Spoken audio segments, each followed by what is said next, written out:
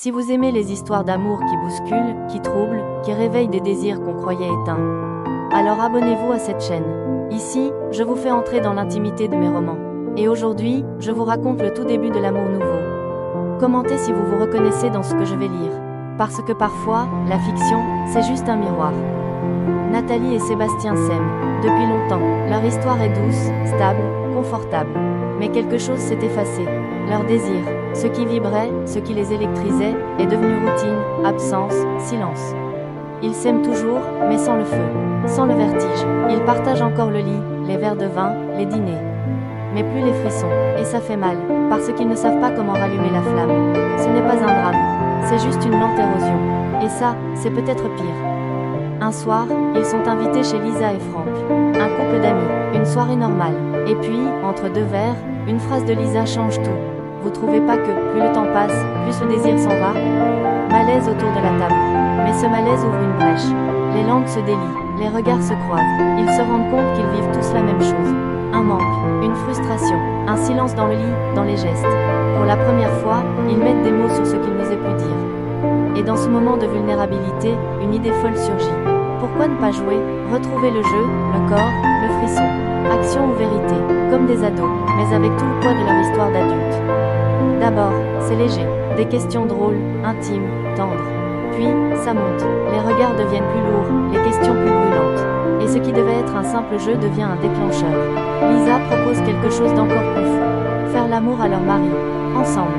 Pas en échange, mais côte à côte. Pas pour choquer, pour se redécouvrir, pour réveiller ce qu'ils pensaient avoir perdu. Nathalie hésite, puis accepte, et tout bascule.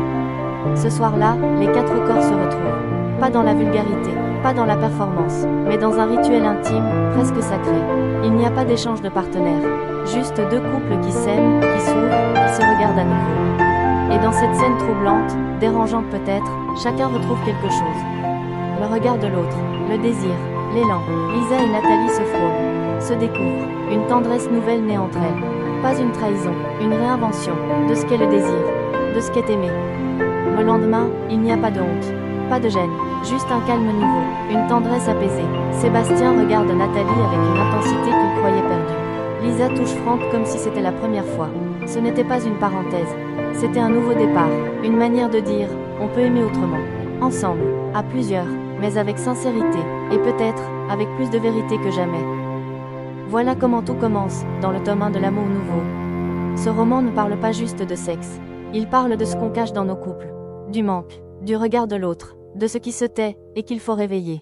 Si cette histoire vous touche, vous trouble ou vous intrigue, dites-le en commentaire. Et abonnez-vous, parce que dans le tome 2, une nouvelle femme entre en scène, et tout va changer. Est-ce qu'on peut encore réinventer l'amour? Quand on pense l'avoir déjà vécu?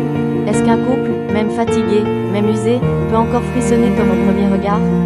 Et si la réponse ne se trouvait pas dans un divorce, ni dans une trahison, mais dans une transformation? L'amour nouveau, c'est une réponse douce, sensuelle et parfois troublante à toutes ces questions. Ce roman, je l'ai écrit après avoir observé chez moi, chez d'autres, chez des amis, ce silence qui s'installe dans les couples. Ce moment où l'on s'aime encore, mais où l'on ne se touche plus, où l'on se comprend, mais où l'on ne se désire plus. Ce n'est pas un drame, c'est une érosion, et pourtant, ça fait mal, parce qu'on a peur que ce soit fini. Ou pire, qu'on ait tout simplement disparu l'un pour l'autre. Ce que j'ai voulu raconter dans l'amour nouveau, c'est une autre voie. Un couple qui ne veut pas se quitter, qui ne veut pas tricher, mais qui cherche, qui ose regarder la vérité en face, et s'autoriser à créer ses propres règles. Oser le désir à nouveau, oser une autre intimité, une autre tendresse, parfois à deux, parfois à quatre, parfois dans un regard entre deux femmes qui ne s'attendaient pas à se toucher mal. Ce n'est pas un roman érotique classique, ce n'est pas un conte de fées, c'est un miroir, peut-être un peu flou, parfois dérangeant, mais profondément humain, parce que l'amour, ce n'est pas ce qu'on croit, et parfois, ce qu'on appelle infidélité. C'est juste une forme de fidélité à soi-même. Aujourd'hui, je vous invite à entrer dans cette histoire.